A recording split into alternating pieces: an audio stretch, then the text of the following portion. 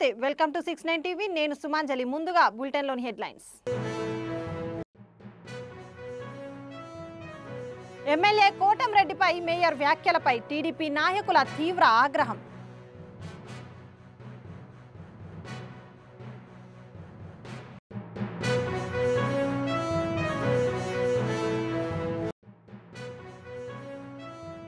Cantonment MLA Sri Ganesh Boinpally market పరిశీలన మౌలిక సదుపాయాలపై దృష్టి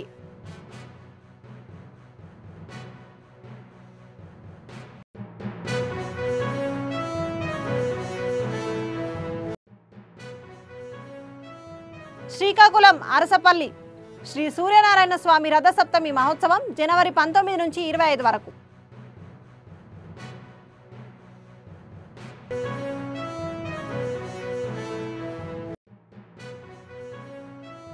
జగిత్యాల తహసీల్దార్ కార్యాలయంలో విద్యుత్ అంతరాయం ప్రజలకు తీవ్ర ఇబ్బంది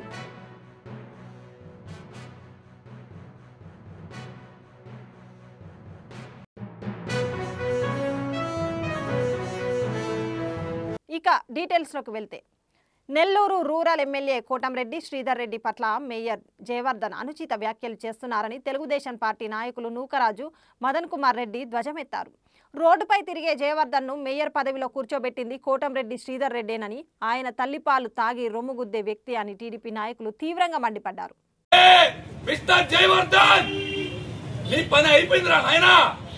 అందుకని ఈరోజు 4 సంవత్సరాలు మేయర్ గా అధికారాన్ని అనుభవించావు, చేయాల్సినటువంటి అన్ని అవినీతి కార్యక్రమాలు చేశావు. ఈ రోజు పదవి పోతుందని చెప్పి ఏదో ఒక సింపతి గెయిన్ చేయాలా, ఏదో కోటంరెడ్డి శ్రీధర్ రెడ్డి మీద మాట్లాడాలని మిస్టర్ జయవర్ధన్ నేను చెప్తా ఉన్నా, అసలు నువ్వెవరు, నేనెవరు, నీ దేవురు నా దేవురు, మనం ఎక్కడ కార్పొరేటర్లు అయ్యాం, మనం ఎక్కడ మేయర్లు అయ్యాం, నువ్వు నేను ఎక్కడో పొదలకూరు నాది నల్లబాలు. అక్కడి నుంచి ఇక్కడికి వచ్చి కేవలం కోటంరెడ్డి శ్రీధర్ రెడ్డి మనల్ని బిడ్డల్లాగా హక్కును చేర్చుకున్నాడు. నిన్నో నన్ను అవకాశం వస్తే కార్పొరేటర్ గా నాకు నీకు టికెట్లు ఇచ్చాడు. నేనన్నా నా 19వ డివిజన్ లో ప్రతి ఇంటికి 1కి 20 సార్లు తిరిగి ప్రజల కాళ్ళకు దండాలు పెట్టి ఎన్నికల్లో పోటీ చేసి ప్రజల పుణ్యాన నేను కార్పొరేటర్ గా నా శ్రీమతి కార్పొరేటర్ గెలిచింది. నీకు ఆ పని కూడా శ్రీధర్ అన్న నీకు చేసిన, నువ్వు ఇందాక అంతా ఉన్నావు దేవుడు లేడు కోటంరెడ్డి దుర్మార్గుడు, కోటంరెడ్డి శ్రీధర్ రెడ్డి నీచుడు అని మాట్లాడుతా ఉన్నావు. కోటంరెడ్డి శ్రీధర్ రెడ్డి దుర్మార్గుడే. ఉత్తరాంధ్ర ఆరాధ్య దైవం శ్రీకాకుళం అరసవల్లి శ్రీ సూర్యనారాయణ స్వామి వారి రథసప్తమి మహోత్సవం ఈసారి 7 రోజుల పాటు జనవరి 19 నుంచి 25 వరకు అంగరంగ వైభవంగా నిర్వహించాలని జిల్లా యంత్రాంగం నిర్ణయించింది. భక్తులకు సౌకర్యవంతమైన సుదర్శనం కల్పించడమే ప్రధాన లక్ష్యంగా కేంద్ర పౌర విమానయాన శాఖ మంత్రి కింజరావు రామ్మోహన్ నాయుడు, జిల్లా కలెక్టర్ స్వప్నిల్ దినకర్ పుణ్కర్, ఎమ్మెల్యే గొండు శంకర్ తదితరులు కలెక్టరేట్లో ఉన్నత స్థాయి సమీక్ష నిర్వహించారు. ఇదంతా మేజర్ ఇష్యూ. ఉత్సవం అనేది కేవలం టెంపుల్లోనే జరగదు, మొత్తం టౌన్ లోకి ఎంటర్ అయినప్పటి నుంచే మనకు ఆ ఉత్సవం తాలూకు ఫీలింగ్ రావాలి. కాబట్టి దానికి సంబంధించి మనం ఏంటి ప్లాన్ ఏంటి ఏం చేస్తాం. Last time just Arasavalli junction వరకు ఉంటుందని ఆ జంక్షన్ లో మనం కొంతవరకు డెవలప్మెంట్ చేసాం. మనకి ఇప్పుడు ఆల్ యాంగిల్స్ హైవే నుంచి ఏ ఎంట్రీ పాయింట్స్ ఉన్నా అన్ని ఎంట్రీ పాయింట్స్ నుంచి కూడా మనకు ఇది రావాలి, ఎక్స్పీరియన్స్ రావాలి. పర్మనెంట్ వే సో అన్నిటికీ చేసి డెవలప్మెంట్ ప్లాన్స్ అన్నిటికీ ఒక స్పెసిఫిక్ ప్లాన్ ఉండి ఆల్ జంక్షన్స్ నుంచి మనకి టెంపుల్ అప్రోచెస్ ఏవైతే ఉన్నాయో అన్ని కూడా మళ్ళీ జంక్షన్ డెవలప్మెంట్ జరగాలి. ఉన్న రోడ్స్ అన్ని కూడా ఎక్కడైనా క్లీన్లీనెస్ పాయింట్ ఆఫ్ వ్యూ లో మనం ఏదైనా టేకప్ చేయాలన్నా సరే మొత్తం అంతా రోడ్స్ అంటే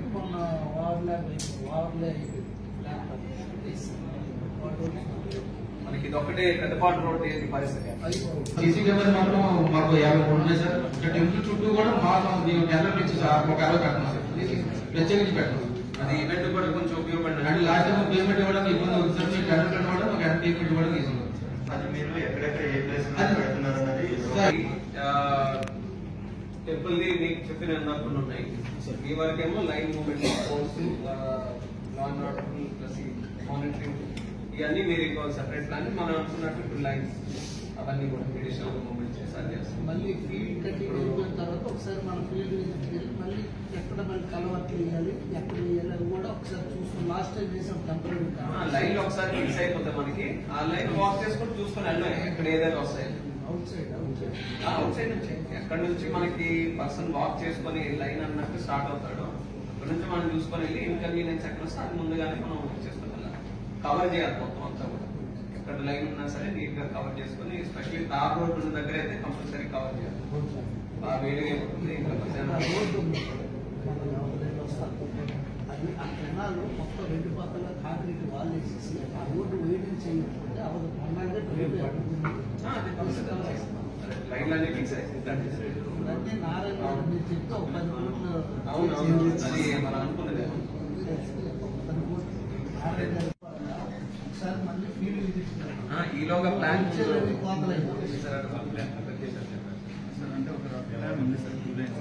లాస్ట్ టైం ఇప్పటికే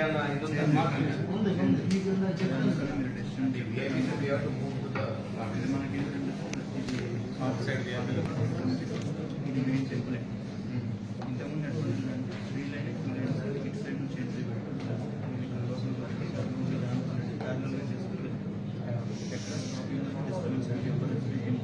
బోయినపల్లి మార్కెట్లో నెలకొన్న సమస్యలను స్వయంగా తెలుసుకునే ఉద్దేశంతో కంటోన్మెంట్ ఎమ్మెల్యే శ్రీ గణేష్ శుక్రవారం ఉదయం మార్కెట్ పరిశీలనకు వెళ్లి మార్కెట్ మొత్తం కలియ తిరిగి రైతులు, వ్యాపారులు, హమాలీలతో మాట్లాడారు. వారికి కావాల్సిన మౌలిక సదుపాయాలు, వారు ఎదుర్కొంటున్న ఇబ్బందుల గురించి తెలుసుకున్నారు. రైతులు, హమాలీలు, కమిషన్ ఏజెంట్లు తాము ఎదుర్కొంటున్న ఇబ్బందులు మరియు మౌలిక వసతులైన ఉపయోగం లేని టాయిలెట్లను తొలగించి నూతనంగా నిర్మించాలని, మార్కెట్లో రహదారులు పాడైపోయినందున రహదారులను అభివృద్ధి చేయాలని, మార్కెట్ను ప్రతిరోజు క్లీనింగ్ చేపించాలని, ఓపెన్ డ్రైనేజీని శుభ్రం చేసి దోమల బారి నుండి కాపాడాలని కోరారు. రోజుకు కొన్ని ఇప్పటికన్నా డ్రింకింగ్ వాటర్ మీద 2002 నుంచి ఈ నేటి వరకు 15 కోట్ల రూపాయలు ఖర్చు చేసినాం.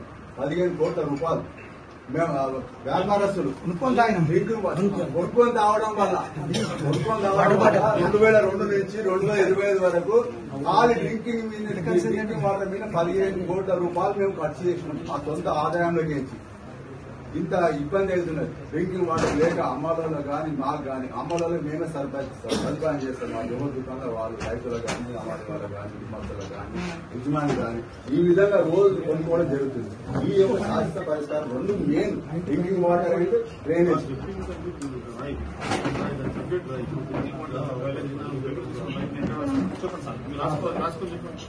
డ్రింకింగ్ వాటర్ వల్ల చాలా ఇబ్బంది జరుగుతుంది. మా యొక్క ఆదాయంలోకి 15 కోట్ల రూపాయలు ఒక్కదానికి మీదనే వేసి ఇచ్చినాం. 15 రోజులకు ఒకసారి ఫీజు కడతాం market office. Every 2 years renewal చేస్తాం. ప్రతి ఎవ్రీ 2 years రిన్యూవల్ రావడము, సంతకం పెట్టి పోవడం శ్రీనివాస్ గారి అది రావడం అంతే. మన డిపార్ట్మెంట్ సంతకం కావాలి కాబట్టి ఆయన ప్రతి సంవత్సరం సంతకం పెట్టి పోతాం. ఆ విధంగా మూడు టర్ములు అయినాయి. 2017 నుంచి 3 సార్లు రెన్యువల్ అయింది. గత 2015 నుంచి ఇప్పటిదాకా వీళ్ళే అమ్మేది, వీళ్ళే తక్కువ కట్టిరు, వీళ్ళే ఫీజు కట్టిరు, వీళ్ళే కట్టిల్లని వీళ్ళ దగ్గర ఉన్నాయి. వీళ్ళే రోజు ఈ మార్కెట్ లో ముఖ్యంగా రావడం కారణం ఏంటంటే ఇక్కడ ఉన్న సమస్యలు ఏంది, సమస్యలు తెలుసుకొని గతంలో కూడా వచ్చి చూసాము. కొన్నిటి వరకు అయితే రిప్రజెంటేషన్ ఉంది, అవుతుంది అనుకున్నాం, కొన్ని కాలేదు. ఇప్పుడు ఖచ్చితంగా ఏదైతే రిక్వైర్మెంట్ ఉందో దాని మీద సిస్టమేటిక్ గా ఇప్పుడు కమిటీ కూడా ముందు ఫస్ట్ టైం వచ్చినప్పుడు నేను వచ్చిన రోజు అయితే అప్పటికి కమిటీకి కూడా కొత్తగా అవగాహన ఉండదు. ఇప్పుడు అంతా తెలుసుకోవడానికి టైం పడుతుంది కాబట్టి అప్పుడు కూడా నేను కూడా కొత్త ఎమ్మెల్యేనే కాబట్టి నాకు కూడా కొంచెం అవగాహన లేకుండే. అంటే మార్కెట్ చట్టాలు వేరుంటది, వేరే ఒక్కొక్క డిపార్ట్మెంట్ ఒక్కొక్క చట్టాలు ఉంటది కాబట్టి టైం పట్టింది. ఇప్పుడు దీని మీద ఈ రోజు రేపో మంత్రి గారితో మాట్లాడి ఖచ్చితంగా ఇప్పుడు వీళ్ళకి అవసరం ఉన్న సమస్యలు, అవసరాలు ఏముందో అన్ని పరిష్కరిస్తానని కూడా ఈ సభాముఖంగా నేను మాట ఇస్తున్నాను. వీరంతా డైనమిక్ కమిటీ. ఇప్పుడు ఆనంద్ బాబు అన్న గారు కూడా చాలా సంవత్సరాల నుంచి అట్లా పోతలేదు, ఇట్లా పోతుంది, సరిగా పోతలేదు. క్లీనింగ్ మాత్రం క్లీనింగ్ లేక ఎంతో అవస్థలైతే మొత్తం జగిత్యాల అర్బన్ తహసీల్దార్ కార్యాలయం విద్యుత్ అంతరాయంతో చీకట్లో మునిగిపోయింది. ఫోన్ టార్చ్ లైట్లతో సిబ్బంది ఫైళ్ల పరిశీలన చేస్తున్నారు. గంటకు పైగా కరెంటు నిలిచిపోవడంతో సేవలు పూర్తిగా అస్తవ్యస్తంగా మారాయి. కంప్యూటర్లు ఆగిపోయాయి, కౌంటర్లు చీకట్లో ఉండిపోయాయి. సర్టిఫికెట్లు, రిజిస్ట్రేషన్ల కోసం వచ్చిన ప్రజలకు తీవ్ర ఇబ్బంది ఎదురైంది.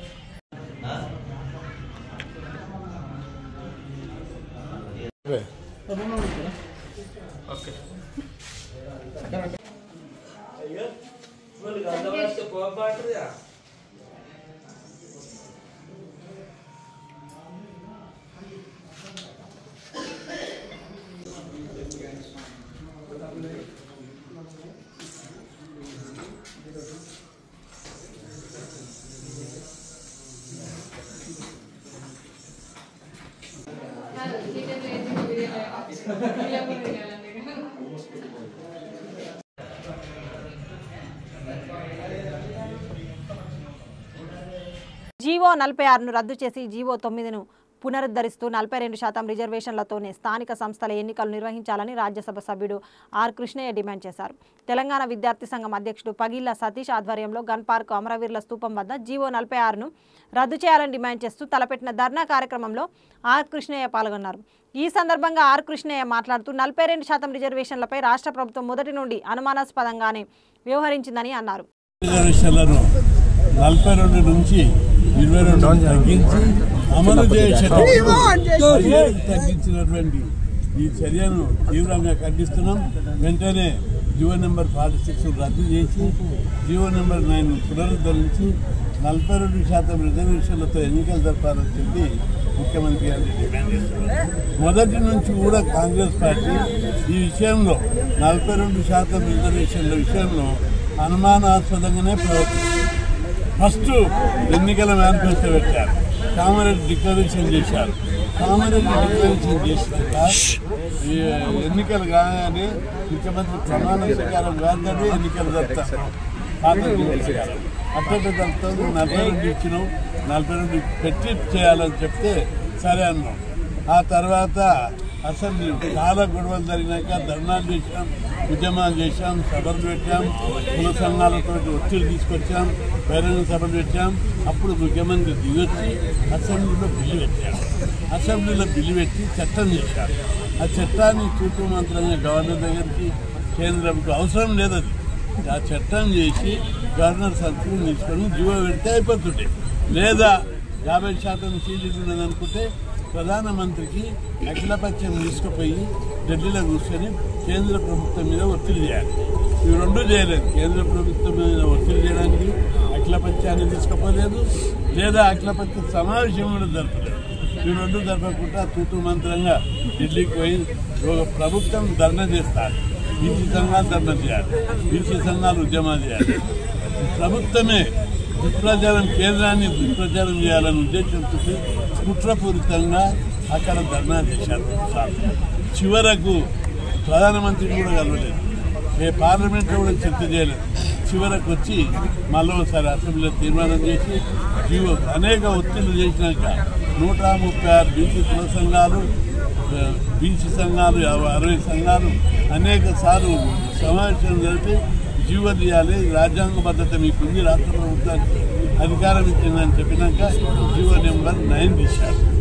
ఇక్కడ నేను ప్రభుత్వాన్ని ప్రశ్నిస్తున్నా, జీవో నెంబర్ చేస్తే ఓకే.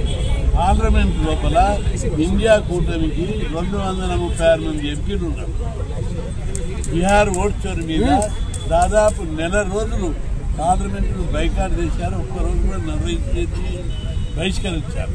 కానీ ఒక్క రోజైనా బీసీ రిజర్వేషన్ల మీద రాహుల్ గాంధీ కానీ, ఇండియా కూటమి కానీ, మీ ఆధ్వర్యంలో ఉన్నటువంటి ఇండియా కూటమి ఎందుకు చేయలేదు? దీన్ని బట్టి చూస్తే మీ చిత్తశుద్ధి ఏంటిది? బీసీ రిజర్వేషన్లు పెంచాలని విధంగా ఉంటే ఇండియా కూటమి తరఫున పార్లమెంట్లో 4 రోజులు బహిష్కరించి బైకాట్ చేసేవారు, ఒత్తిడి తెచ్చారు. 4 రోజులు మీరు పార్లమెంట్లో బహిష్కరిస్తే కేంద్ర ప్రభుత్వం మీ దగ్గరికి దిగొస్తుంది. రాజ్యాంగ ఓవేళ తీరాలేదు, మీ దగ్గర మెజార్టీ ఉంది, ఇండియా కూటమి తరఫున ప్రైవేట్ బిల్లు ఎందుకు పెట్టలేదని చెప్పి నేను ప్రభుత్వాన్ని సవాల్ చేస్తున్నాను. ప్రైవేట్ బిల్లు పెట్టలేదు, చర్చ చేయలేదు, ఏమి చేయకుండా కేవలం తప్పించుకునే మార్గాలు చూస్తుంది కానీ ఇంకోటి చేయడం లేదు. అయితే అదే కాదు, ప్రైవేట్ బిల్లు కూడా పెట్టలేదు. రెండోది కేసు జీవన్ నెంబర్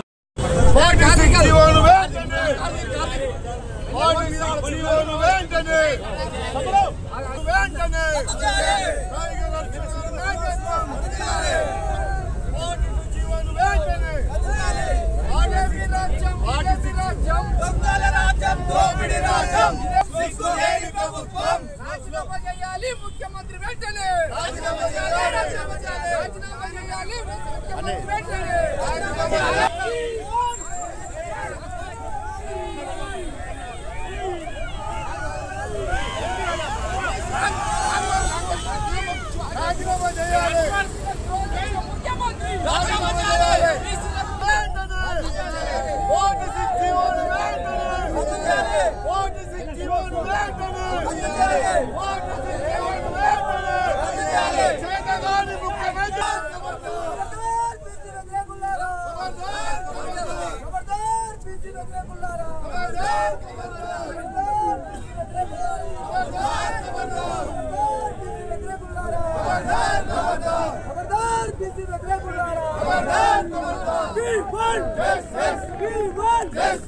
బీసీలకు ద్రోహం చేసిన ముఖ్యమంత్రి బీసీలకు ద్రోహం చేసిన ముఖ్యమంత్రి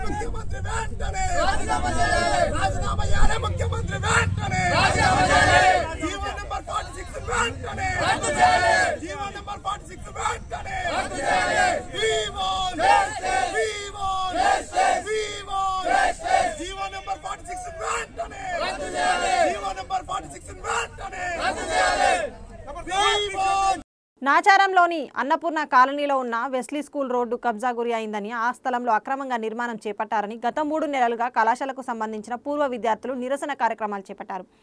ఈ క్రమంలో న్యాయస్థానం ఆ నిర్మాణాన్ని ఆపాలని స్టే ఇచ్చింది. ఈ నేపథ్యంలో వెస్లీ స్కూల్లో పూర్వ విద్యార్థులు విలేకరుల సమావేశం నిర్వహించి మాట్లాడారు. గత 35 సంవత్సరాల నుంచి వెస్లీ పాఠశాలకి ప్రధాన రహదారిగా ఉండేదన్నారు. ఈ రోజు కొంతమంది అక్రమంగా రోడ్డు స్థలాన్ని కబ్జా చేసి బహుళ అంతస్తులు నిర్మిస్తున్నారు. ఉప్పల్ స్థానిక ఎమ్మెల్యే, స్థానిక కార్పొరేటర్ అక్రమంగా నిర్మిస్తున్న బహుళ అంతస్తులకు మద్దతిస్తున్నారని ఆరోపణ చేశారు. పోరాటానికి సహకరించారా, సహకరించుకొని ఎందుకు సహకరించలేదు? మంచి ప్రశ్న అడిగారు. ఇవాళ ఇక్కడ ఎవరైతే బిల్డర్ ఉన్నాడో ఆ బిల్డర్ వ్యక్తి మా ఇంటికి కూడా వచ్చారు. వచ్చినప్పుడు ఆయనకి ఇక్కడున్న సమస్యలు ముందే చెప్పడం జరిగింది. ఇది ఒక లేఅవుట్ లో ఉన్న ఓపెన్ స్పేస్, దీని పక్కన స్కూల్ కి వెళ్లే దారి ఉంది. దీన్ని మీరు అనవసరంగా బిజినెస్ చేయాలనుకుంటున్నారు. ఇది నలుగురికి ఇబ్బంది పడే సిచ్యువేషన్, కాబట్టి మీరు కూడా దీంట్లోకి దిగే ముందు ఆలోచించుకోండి అని చెప్పాం. మేము చెప్పినప్పుడు వాళ్ళు అన్నారు, మాకు ఆల్రెడీ దీని గురించి అవగాహన ఉంది, మాకు సపోర్ట్ ఉంది, మేము ఏ రకంగా చేసుకుంటాము అని చెప్పి సమాధానం చెప్పినారు. వాళ్ళ సమాధానం ఎవరి ధైర్యంతో చెప్పిండ్రు? ఇవాళ అధికారంలో ఎవరున్నారు? ఇక్కడ స్టేట్ లో అధికారంలో ఉన్న మాట గురించి మాట్లాడతలేము. నాచారం డివిజన్ లో స్కూల్ కు దారి వెంటనే స్కూల్ కి దారి వెంటనే స్కూల్ కు దారి వెంటనే స్కూల్ కు దారి వెంటనే స్కూల్ కు దారి వెంటనే భూ కబ్జాదారులారా. కడప జిల్లా జమ్మలమడుగు పరిధిలోని తలమంచిపట్నం గ్రామంలో ఏరువాక పౌర్ణమి రైతన్న మీకోసం కార్యక్రమంలో స్థానిక శాసనసభ్యుడు ఆదినారాయణమూర్తి మరియు తెలుగుదేశం పార్టీ ఇన్ఛార్జ్ రూపేష్ రెడ్డి పాల్గొన్నారు. సందర్భంగా ఆదినారాయణ రెడ్డి మాట్లాడుతూ కూటమి ప్రభుత్వం రైతు పక్షపాత ప్రభుత్వమని అన్నారు. గత ప్రభుత్వంలో రైతులను విస్మరించారని తెలిపారు. అతి త్వరలో జగన్ మరియు అతని సహచరులు జైలుకు వెళ్లడం ఖాయమని తెలిపారు.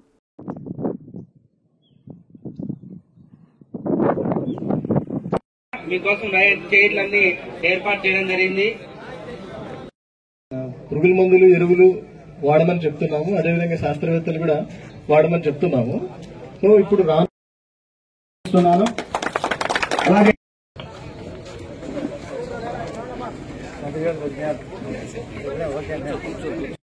1600 రూపాయలు పడుతుంది సార్. ఇది ఫుల్ కాస్ట్ వచ్చేసి సార్ 2612 రూపాయలు సార్. ఇందులో సబ్సిడీ 812 రూపాయలు పోతే 1800 రూపాయలు పడుతుంది సార్. ఇవి మేజర్ గా మనం వాడే కాంప్లెక్స్ ఎరువులు అన్నమాట. ఇప్పుడు ఎక్కువ రైతు సోదరులు 28-20 వేస్తుంటారు. 20-20-0-13 కూడా మన రైతు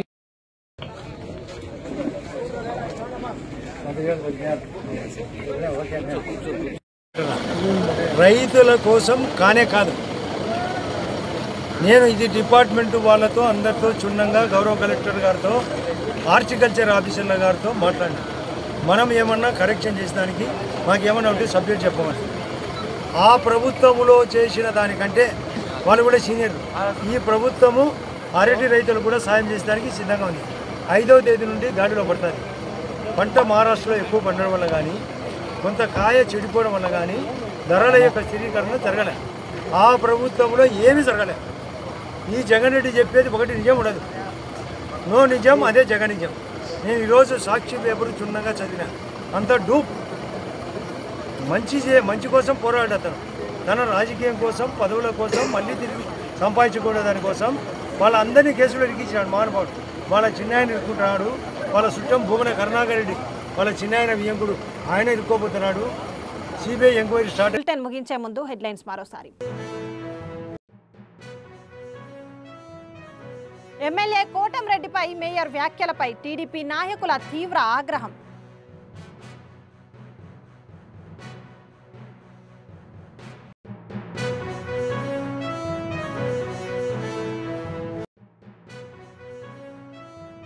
cantonment MLA Sri Ganesh Boinpally market పరిశీలన, మౌలిక సదుపాయాలపై దృష్టి.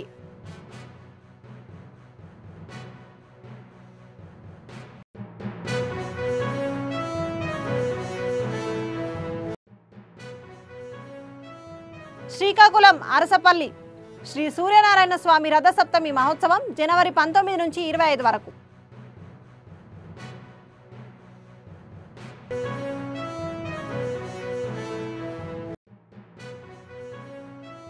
జగిత్యాల తహసీల్దార్ కార్యాలయంలో విద్యుత్ అంతరాయం, ప్రజలకు తీవ్ర ఇబ్బంది.